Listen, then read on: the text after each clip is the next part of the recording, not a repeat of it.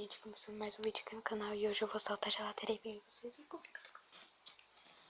Tá de noite, boa noite, eu não sei que hora que vocês vão assistir esse vídeo, mas eu tô fazendo de noite, tá? Essa cama é muito barulhenta, gente. Vou tentar saltar a geladeira, fazer um pão pra mim.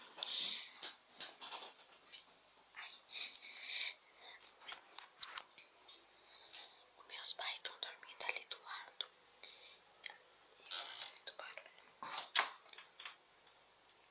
Eles estão dormindo.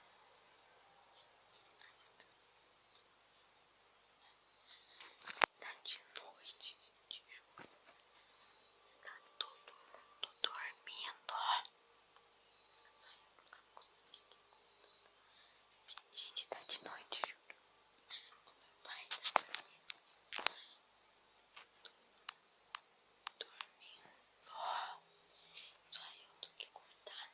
Gente, juro, tá bem de noite, olha.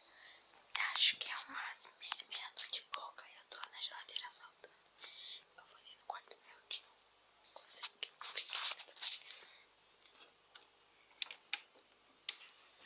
Tá acordado?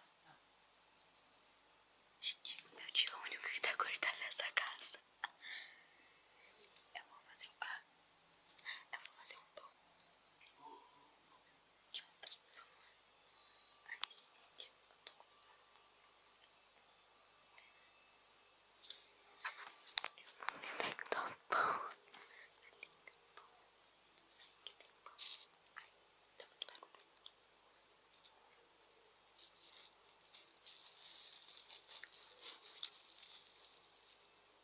Vai lá pro meu quarto. Pera aí.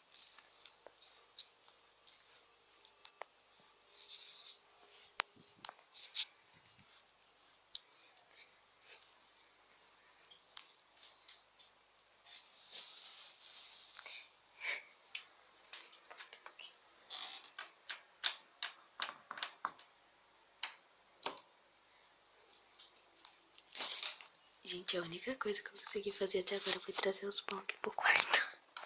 Porque eu vou fazer aqui no quarto, porque lá na cozinha não dá, é muito barulhento. E eu não sei o que eu faço. Com meus pais levantar. Mas acho que não, né? Eu tava dormindo, eu tô com sono, cara, me deu fome. Eu vou levantar pra fazer alguma coisa, eu pensei, né? Porque eu não vou ficar aqui parada sem fazer nada.